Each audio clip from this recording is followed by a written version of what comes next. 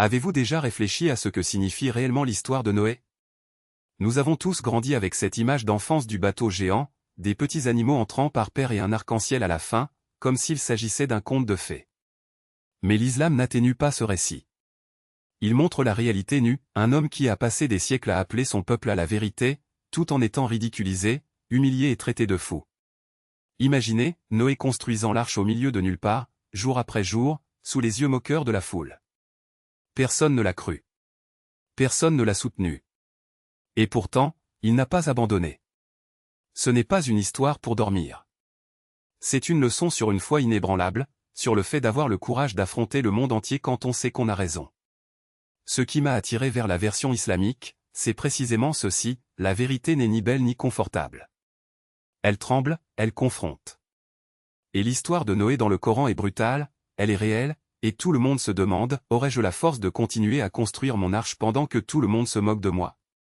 Parce que le succès ne consiste pas à obtenir des applaudissements, ni à obtenir l'approbation de la majorité. Le succès, c'est décider de vivre selon la vérité, même lorsque le monde entier vous traite de fou. Noé a vécu cela pendant des siècles. Imaginez-vous en train de marteler du bois tous les jours, sachant que personne ne comprend ce que vous faites. C'est la foi. C'est la vraie masculinité. Il n'avait pas besoin de validation, il n'avait pas besoin de likes, il n'avait besoin de l'approbation de personne. Il avait une mission. Et le Coran le dit clairement, son peuple le ridiculisait sans cesse, mais il ne s'arrêtait jamais. C'est le véritable test de caractère. Pouvez-vous être seul? Pouvez-vous persister quand tout le monde dit que vous avez tort? J'ai déjà vécu ça. Chaque fois que je prenais une décision audacieuse, chaque fois que je disais la vérité, on me traitait de fou, j'étais annulé, j'étais rabaissé. Et puis j'ai réalisé, c'est ainsi que vivaient les prophètes. Noah ne se souciait pas des clowns qui se moquaient de lui. Il se souciait du commandement de Dieu. C'est pourquoi votre histoire est si puissante. Finalement, quand le déluge est arrivé, qui a ri? Personne. Et c'est la réalité, la vérité gagne toujours, même si cela prend toute une vie. L'arche de l'islam n'est pas ce joli petit bateau des dessins animés, avec des girafes qui sortent la tête. Non. C'était une forteresse de survie, construite sous les ordres de Dieu. Noah ne s'est pas réveillé un jour en pensant « je vais construire un bateau aujourd'hui ». On lui a ordonné et on lui a obéi. C'est ça la discipline. C'est la soumission. C'est l'islam. Chaque clou qu'il enfonçait était un acte d'obéissance, même si cela semblait fou aux yeux des autres. Et cela sert de leçon pour nous tous. Parfois, l'obéissance semble absurde aux yeux du monde. Vous priez 5 fois par jour et ils vous traitent de fanatique. Vous arrêtez de boire et ils vous disent que c'est ennuyeux. Vous portez des vêtements modestes et ils se moquent de vous. Mais en réalité, vous construisez votre arche, en vous préparant à la tempête qui, tôt ou tard, arrivera. L'histoire de Noé n'est pas seulement une histoire ancienne. C'est une métaphore de la vie. Soit vous construisez votre arche avec foi et obéissance, soit vous coulez avec la foule lorsque vient le déluge. Et ne vous y trompez pas, le déluge arrive toujours. Ce qui m'a le plus impressionné, c'est la façon dont le Coran décrit le déluge, non pas comme une douce pluie, mais comme le ciel s'ouvrant et la terre jaillissant de l'eau, le chaos venant d'en haut et d'en bas. Imaginez. Les mêmes personnes qui se moquaient de Noé, qui se croyaient intouchables, soudain désespérés, se noyant, essayant de s'accrocher à l'arche qu'elles méprisaient autrefois. Mais il était déjà trop tard. C'est ainsi que fonctionne la vie. Les gens se moquent de vous parce que vous êtes disciplinés, jusqu'à ce que la réalité les frappe, l'inflation, la dépression, la solitude, le vide. Ils se noient alors que vous êtes en sécurité dans votre arche de foi et de prière. C'est pourquoi cette histoire m'a autant marqué. L'islam n'édulcore pas la vérité. Il dit, Dieu est aux commandes et vous ne pouvez pas y échapper. C'est le pouvoir. C'est la masculinité. Et c'est pourquoi l'histoire de Noé n'est pas seulement une histoire du passé. C'est l'histoire de chaque homme aujourd'hui. Ce qui m'a le plus secoué, c'est de savoir que même le propre fils de Noé refusait de croire. Imaginez la douleur, vous construisez l'arche, avertissez les gens, les suppliez de monter à bord, et votre propre sang vous rejette. Il a dit, je gravis la montagne, tout ira bien. C'est de l'arrogance. C'est l'homme moderne en un mot, je n'ai pas besoin de foi. Je fais confiance à mon argent, à mon intelligence, à mes efforts. Mais quand les vagues arrivent, rien de tout cela ne vous sauve. Et le Coran dit que Noé a crié à Dieu pour son fils, et Dieu a répondu, « Il n'est pas de votre famille. » Ses actions étaient injustes. C'est profond. L'islam enseigne que le sang ne définit pas la loyauté. La foi, oui. Votre vraie famille est constituée de ceux qui se soumettent à Dieu. Cela a changé ma vision de la loyauté, même dans ma propre vie. Il ne s'agit pas d'ADN. C'est une question de valeur. L'histoire de Noé prouve qu'à la fin, lorsque les eaux se retirent, il ne reste plus que Noé et les croyants. C'est le message. La vérité n'a pas besoin d'une majorité. Il n'est pas nécessaire que ce soit populaire. Il suffit de quelques hommes qui refusent de céder. Et Noé était cet homme. Des siècles de moqueries, de douleurs, d'isolement. Mais il a tenu bon. Et finalement, il a gagné. C'est la leçon masculine. Arrêtez de vous soucier d'être aimé. Arrêtez de courir après la popularité. Construisez votre arche. Vivez avec discipline. Obéissez à Dieu. Parce que lorsque le flot de la vie arrivera où il viendra, où les seuls qui survivront seront ceux qui se sont préparés. C'est pourquoi l'histoire de Noé dans l'islam ne concerne pas seulement un déluge il y a des milliers d'années. Cela concerne toutes les tempêtes auxquelles vous serez confrontés dans la vie. Et si vous n'êtes pas préparé, vous coulez. Comme ça. Vous avez entendu parler du déluge de Noé à l'école, n'est-ce pas? On dit que c'est un mythe ancien, une histoire symbolique. Mais l'islam ne joue pas avec ça. L'islam dit ce qui s'est passé, un vrai homme, une vraie arche, un vrai déluge. Et savez-vous ce que ça fait? Cela vous oblige à faire face à la réalité. Soit vous croyez que le monde est un accident aléatoire et que rien n'a d'importance, soit vous croyez qu'il existe un créateur qui élimine la corruption lorsqu'elle va trop loin. J'avais l'habitude de rire à l'idée, un monde entier noyé? Allons-y, d'accord? Mais plus j'étudiais, plus cela prenait du sens. Chaque civilisation, chaque culture a une histoire de déluge. Pensez-vous que c'est une coïncidence? Non, c'est la mémoire. Un avertissement gravé dans l'ADN humain. Noé ne construisait pas seulement un bateau. Il construisait une bouée de sauvetage vers la vérité. Et quand le déluge est arrivé, tout ce qui était faux, corrompu, arrogant a coulé. C'est ce que dit l'islam. Et c'est ce qui m'a secoué. Parce qu'au fond, j'ai réalisé que je ne suis peut-être pas différent de ces gens arrogants d'autrefois, ignorant les avertissements. Savez-vous combien de temps Noé a prêché? 950 ans. Pensez-y. Presque un millénaire disant aux gens, adorez Dieu, abandonnez l'arrogance. Et qu'ont-ils fait? Ils se sont moqués. Ils ont ri. Ils l'ont traité de fou. Mec, si tu consacres 900 ans de ta vie à une mission, c'est soit de la folie, soit une conviction absolue. Et Noé n'a pas reculé. Il n'a pas dit, eh bien, personne n'écoute, je vais arrêter. Non. Il a continué sa mission car la vérité n'a pas de date d'expiration. Comparez cela avec nous aujourd'hui. Nous ne pouvons même pas dire. Et il ne s'est pas arrêté.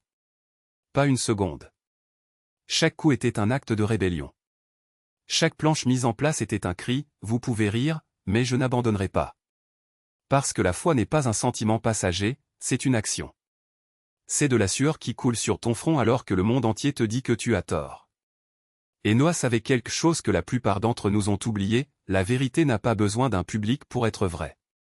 Elle ne s'incline pas sous les applaudissements, elle ne se vend pas pour des likes, elle ne se cache pas par peur de l'annulation.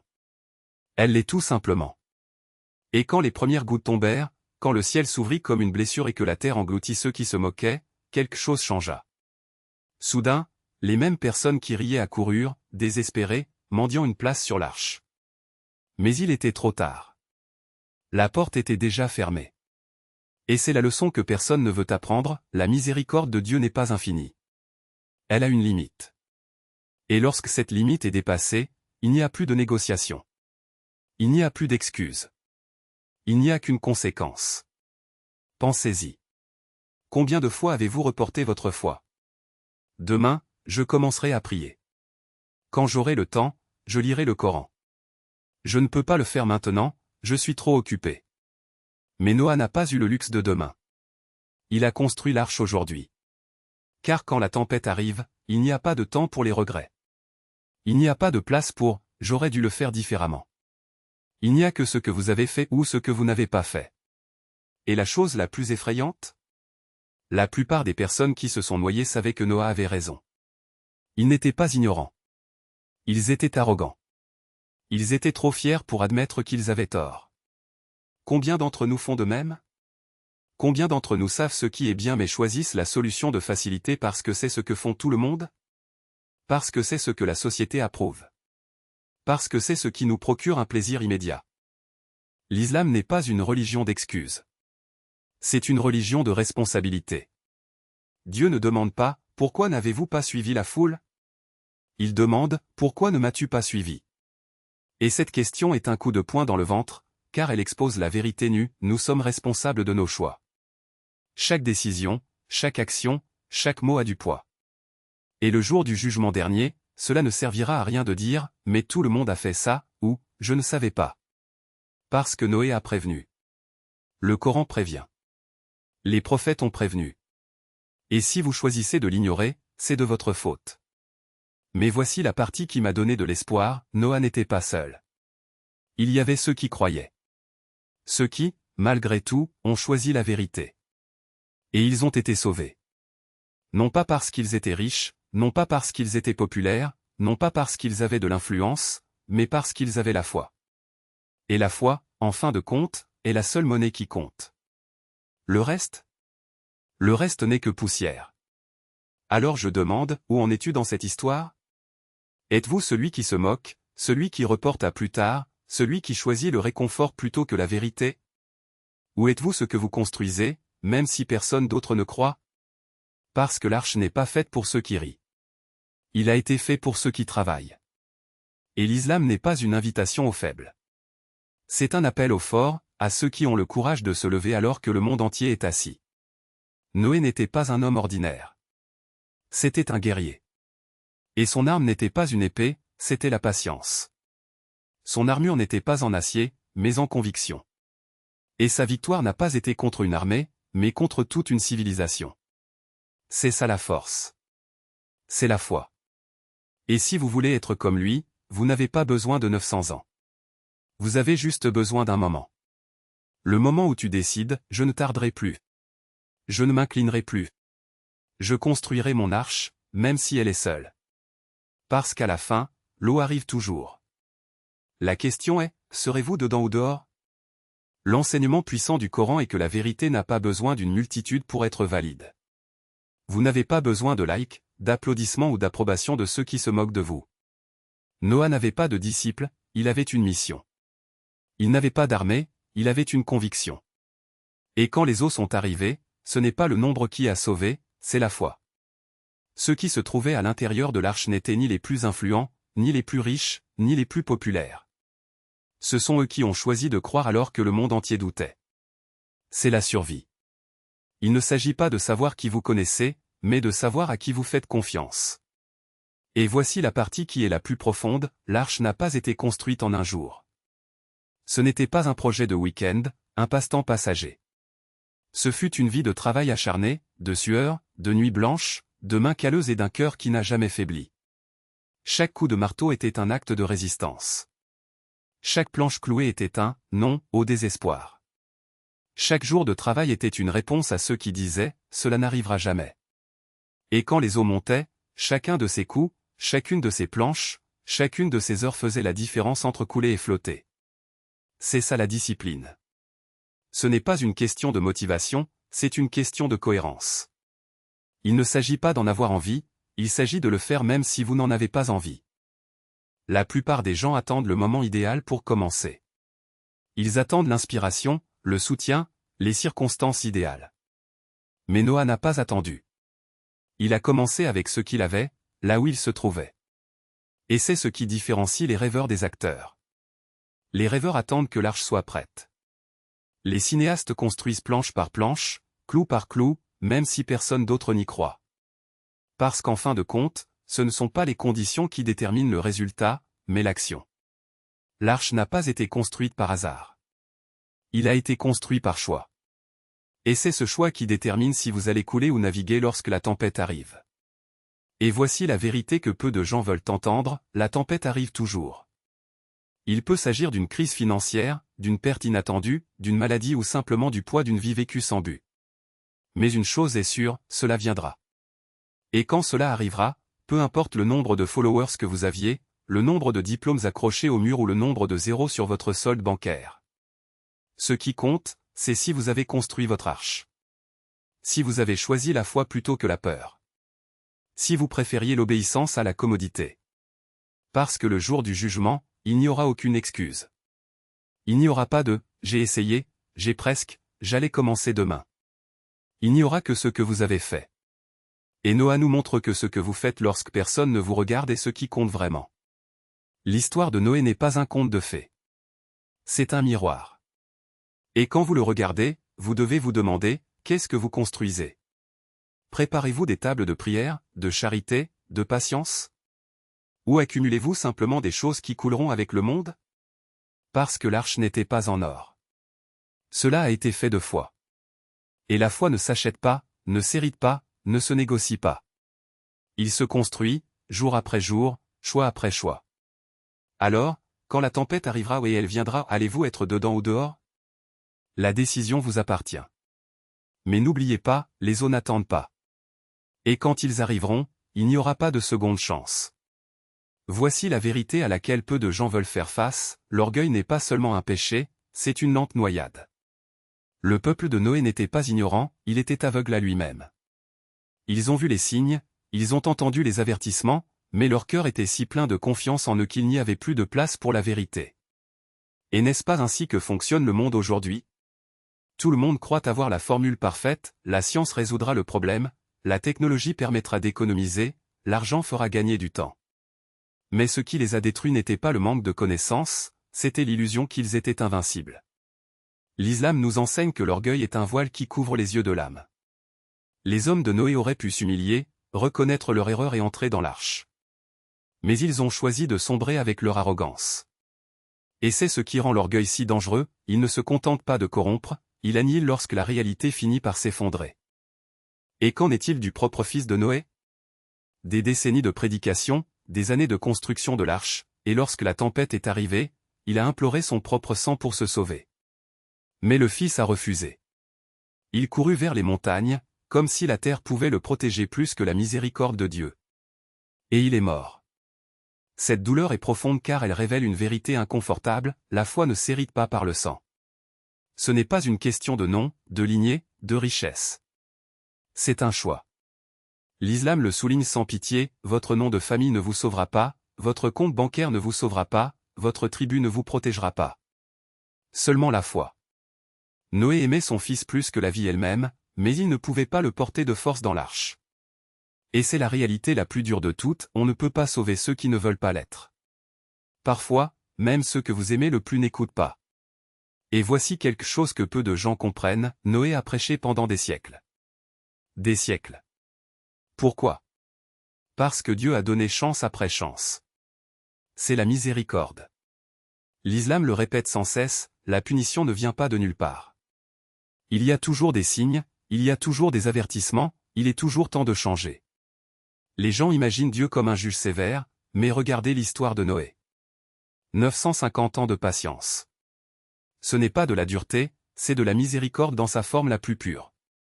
Le problème est que les hommes confondent miséricorde et faiblesse. Ils pensent que parce que rien de grave n'arrive immédiatement, ils sont en sécurité. Mais c'est une fausse sécurité. Un retard n'est pas une absence, c'est une dernière opportunité. Et quand le temps presse, il n'y a plus d'excuses. L'histoire de Noé crie cette vérité, la miséricorde est offerte, mais elle n'est pas éternelle. L'inondation n'était pas une destruction aléatoire. C'était une purification. Et cela est difficile à accepter, car le monde moderne rejette l'idée de jugement. Mais la vérité est que la corruption s'est emparée de tout. Lorsqu'un jardin est envahi par les mauvaises herbes, la seule solution est parfois de tout arracher et de recommencer. C'est ce qu'a fait le déluge. Ce n'était pas seulement une punition, c'était un nouveau départ. L'islam enseigne que Dieu ne détruit pas par la cruauté. Elle redémarre lorsque l'humanité dépasse toutes les limites. Et aussi dur que cela puisse paraître, le déluge a sauvé l'avenir. Sans lui, le mal aurait tout consumé. Parfois, la destruction n'est pas de la cruauté, mais de la pitié pour ce qui va suivre. Lorsque les eaux se retirèrent, Noé ne descendit pas de l'arche et continua son chemin comme si de rien n'était. Il a construit un nouveau départ. L'islam le souligne, le déluge n'a pas été la fin de l'histoire, mais le début d'un nouveau chapitre pour l'humanité. Et c'est ainsi que fonctionne la vie. Les tempêtes ne viennent pas vous briser, elles viennent vous réinitialiser. Et si vous survivez, cela signifie que vous avez une responsabilité, reconstruire plus fort, meilleur, plus reconnaissant. Noé a quitté l'arche avec foi et engagement. Et c'est ce que nous enseigne l'islam, chaque tempête laisse derrière elle une alliance.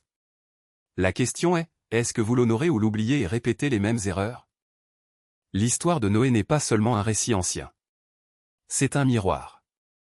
Il s'agit d'arrogance contre humilité, d'obéissance contre rébellion, de foi contre fierté. C'est une histoire universelle car l'humanité ne cesse de la répéter. Toute société se croit intouchable. Chaque civilisation se moque des avertissements jusqu'à ce que l'effondrement survienne. Regardez l'histoire, Rome, l'Égypte, le monde moderne, ils ont tous connu leur tempête. L'histoire de Noé n'est pas figée dans le passé. C'est un rappel. Le déluge ne se produira peut-être pas comme l'eau cette fois-ci, mais les tempêtes prendront de nombreuses formes, effondrements économiques, guerres, décadence morale. L'arche est toujours nécessaire. La seule question est, construisez-vous le vôtre? Voici la dure réalité, l'histoire de Noé ne concerne pas les bateaux et la pluie. C'est une question de foi, de discipline, d'humilité et de préparation. Il s'agit de construire votre arche avant que la tempête ne frappe. Cette arche, aujourd'hui, est votre foi. Votre personnage. Votre obéissance. Tout le monde pense avoir le temps, mais le déluge arrive toujours pour les civilisations, pour les familles, pour les individus. Et la mort est le déluge final. Cela touche tout le monde et personne ne peut l'arrêter. L'islam ne raconte pas l'histoire de Noé pour divertir. Il le considère comme un avertissement, un guide, un miroir. Et si vous écoutez, le message est simple, construisez votre arche maintenant. N'attendez pas que les nuages s'assombrissent. Ne pensez pas que vous serez l'exception. Lorsque le déluge arrivera, seuls ceux qui sont préparés survivront. C'est la vérité. C'est la leçon. Et c'est pourquoi l'histoire de Noé est toujours importante, parce que le monde en a toujours besoin.